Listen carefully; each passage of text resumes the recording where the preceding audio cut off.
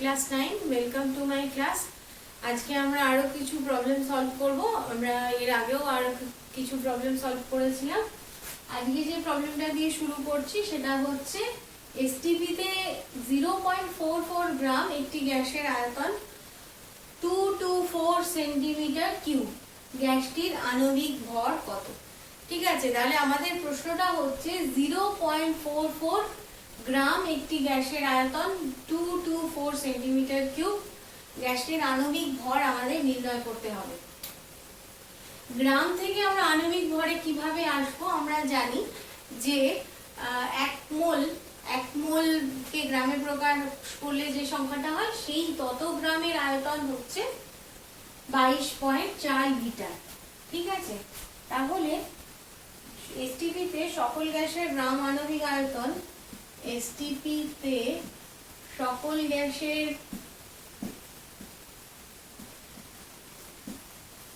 গ্রাম আণবিক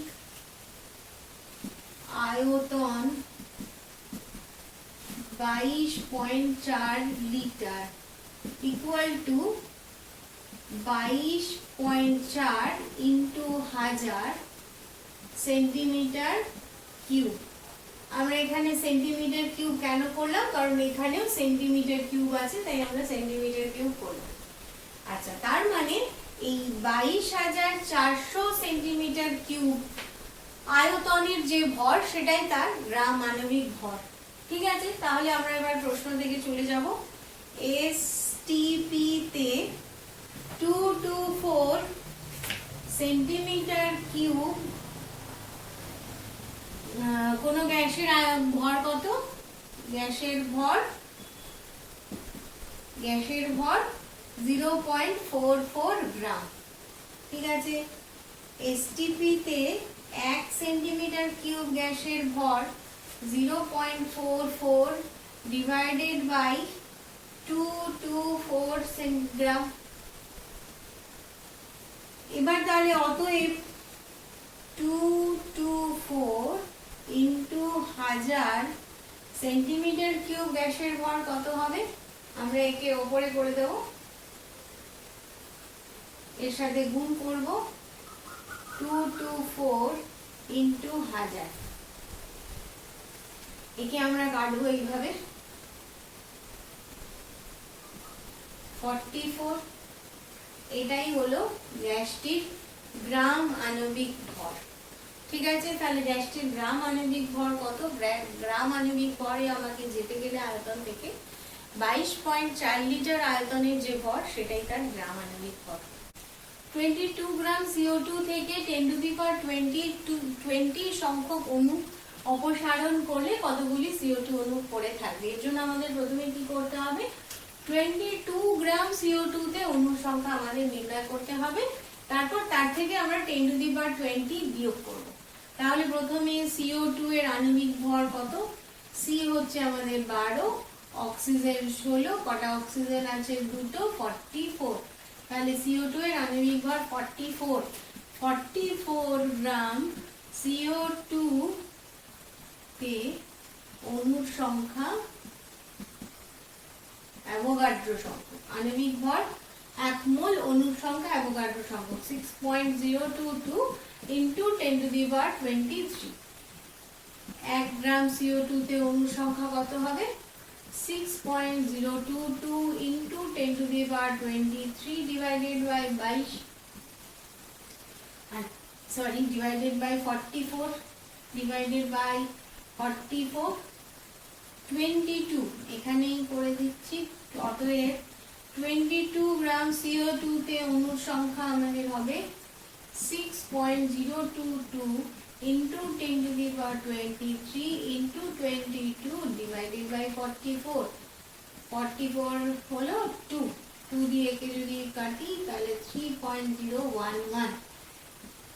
3.011 ইন্টু 10⁻23। এই সংখ্যক অণু আছে আমাদের 22 গ্রাম। 22 গ্রাম CO2 তে CO2 অণুর সংখ্যা 3.011 ইন্টু 10⁻23। এখান থেকে আমাকে CO2 অণু অপসারণ করতে হবে 10⁻20। তাহলে কি দাঁড়াচ্ছে?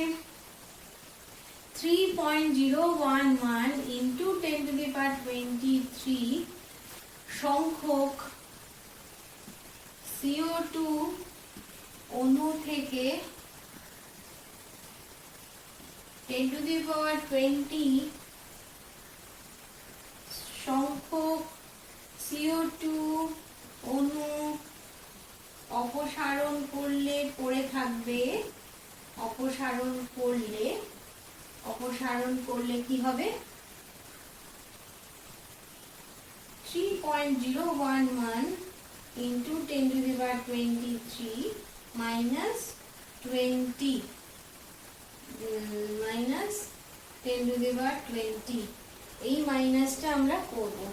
10 to the power 20 3.011 into 10 to the power 23 minus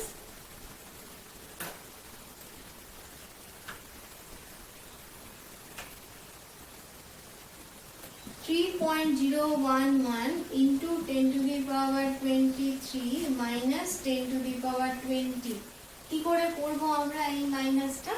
আমরা এখান থেকে 10 to the power 20 কমন নিয়ে নেব। তাহলে কি হবে? 3.011 into 10 to the power 3 minus 1, এখানে থাকবে 10 to the power 20। ঠিক আছে, 10 to the power 20 কে আমরা কমন নিলাম। এবার কি করব? 10 to the power 3 দিয়ে একে গুণ করব। তাহলে থাকবে 3011 minus 1, 1000 দিয়ে গুণ, পয়েন্ট উঠে গেল, ইন্টু 10 to the power 20। তাহলে 1 মাইনাস করলে 3010 ইন্টু 10 to the power 20। আবার আমি পয়েন্টটাকে নিয়ে আসবো কিভাবে? 3.01 ইন্টু 10 to the power 23, এত সংখ্যক অণু পড়ে থাকবে। যদি আমরা 10 to the power 20 সংখ্যক অণু 22 গ্রাম CO2 থেকে অপসারণ করি, তাহলে এই সংখ্যক অণু পড়ে থাকবে। কিভাবে আমরা এই মাইনাস করব? 10 to the power 20 K common নেব, 20 কমন নিলে এখানে 23 থেকে 20 কমন নিলে 3 পড়ে থাকবে, 3 দিয়ে একে গুণ হয়ে যাবে, তারপর 1 মাইনাস হবে, তারপরে আবার পয়েন্ট অ্যাডজাস্ট করব। এবারে যে সমস্যাটা আমরা সমাধান করব সেটা হচ্ছে 1 মিলিমোল জলে H2O অণুর সংখ্যা, H পরমাণুর সংখ্যা আর O পরমাণুর সংখ্যা কত? 1 মিলিমোল জলে H2O অণুর সংখ্যা কত, H পরমাণুর সংখ্যা কত, O পরমাণুর সংখ্যা কত? এবার 1 millimole equal to 10 to the power minus 3 mol। 1 millimole equal to 10 to the power minus 3 mol। এক নম্বর প্রশ্ন, 1 মোল জলে অণুর সংখ্যা, 1 মোল জলে অণুর সংখ্যা কত? 6.022 into 10 to the power 23। তাহলে 10 to the power minus 3 মোল জলে অণুর সংখ্যা কত হবে? 6.022 into 10 to the power 23 into 10 to the power minus 3। এক্ষেত্রে কি হয়ে যাবে? সহগের নিয়ম অনুযায়ী এটা হয়ে যাবে 23 minus 3 equal to 20। তাহলে 6.022 into 10 to the power 23 minus 3 equal to 6.022 into 10 to the power 20। তাহলে 10 to the power minus 3 মোল জলে 1 মিলিমোল equal to 1 মিলিমোল লিখেছি অবশ্য, 1 millimole equal to 10 to the power minus 3 মোল জলে অণুর সংখ্যা 6.022 into 10 to the power 20। এবার আমাকে বার করতে হবে হাইড্রোজেন পরমাণুর সংখ্যা। জলের সংকেত H2O, এটা একটা অণুর সংকেত, একটা অণুতে হাইড্রোজেন পরমাণু দুটি, একটা জলের অণুতে হাইড্রোজেন পরমাণুর সংখ্যা দুটি। তাহলে পরের অঙ্কটা আমরা করছি, একটি জলের অণুতে H পরমাণু কটা? দুটি, H পরমাণু দুটি। একটি জলের অণুতে হাইড্রোজেন পরমাণু দুটি, তাহলে এত সংখ্যক 6.022 into 10 to the power 20 সংখ্যক সংখ্যক জলের অণুতে 1 মিলিমোল জলে এত সংখ্যক অণু আছে, এত সংখ্যক অণুতে হাইড্রোজেন পরমাণুর সংখ্যা 2 × 6.022 × 10⁻20। এটাকে আমরা গুণ করব কিভাবে? এই পার্টটাকে আমরা রেখে দেব, কোনো টাচ করব না, একে 2 দিয়ে গুণ করব। তাহলে আমরা করব 440.12 × 10⁻20। তাহলে হাইড্রোজেন পরমাণুর সংখ্যা 6.022 × 10⁻20, সংখ্যক জলের অণুতে হাইড্রোজেন পরমাণুর সংখ্যা 12.044 × 10⁻20। আমরা নির্ণয় করব অক্সিজেন পরমাণুর সংখ্যা। একটি H2O একটি H2O অণুতে ও পরমাণু কটা? একটা, একটি ও পরমাণু আছে। তাহলে 6.022 × 10⁻20 জলের অণুতে কত থাকবে? 1 × 6.022 × 10⁻20 পরমাণু থাকবে। তাহলে অক্সিজেনের পরমাণুর সংখ্যা কত? 6.022 × 10⁻20। অক্সিজেন পরমাণুর সংখ্যা 6.022 × 10⁻20। আজকের লাস্ট প্রবলেম। এসটিপি তে ভি লিটার N2 গ্যাসে অণুর সংখ্যা 6.022 × 10⁻23। তাহলে এসটিপি তে 2V লিটার SO2 গ্যাসের অণুর সংখ্যা কত হবে? এতক্ষণ আমরা যে সমস্ত অঙ্ক করেছি সেগুলো ওই N2 থেকে N2 তেই যাচ্ছিলাম। এবার আমরা দেখতে পাচ্ছি N2 থেকে SO2 গ্যাসের অণুর সংখ্যা কি করে নির্ণয় করব। তো আমাদের এখানে যেটা আরেকটা জিনিস মনে রাখতে হবে যে এসটিপি তে যে কোনো গ্যাসের মোলার আয়তন 22.4 লিটার। তো এখানে আমি কি দেখতে পাচ্ছি যে ভি লিটার N2 গ্যাসে অণুর সংখ্যা 6.022 × 10⁻23। তার মানে অ্যাভোগাড্রো প্রকল্প অনুযায়ী ভি লিটার যে কোনো গ্যাসে অণুর সংখ্যা 6.022 × 10⁻23। ঠিক আছে, তাহলে আমি এইভাবে শুরু করছি, অতএব দরকার নেই। এসটিপি তে ভি লিটার নাইট্রোজেন গ্যাসে অণুর সংখ্যা, ভি লিটার নাইট্রোজেন গ্যাসে অণুর সংখ্যা 6.022 × 10⁻23 × 10⁻23। অতএব এসটিপি তে ভি লিটার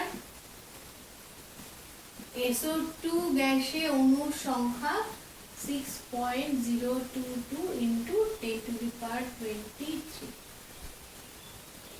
এসটিপি তে 2V লিটার SO2 গ্যাসে অণুর সংখ্যা কত হবে? 2 × 6.022 × 10⁻23 = 12.044 × 10⁻23। ঠিক আছে, যেহেতু ভি লিটার N2 গ্যাসে অণুর সংখ্যা অ্যাভোগাড্রো সংখ্যক, অতএব ভি লিটার SO2 গ্যাসের অণুর সংখ্যা হবে 6.022 × 10⁻23। আজকে এই পর্যন্তই।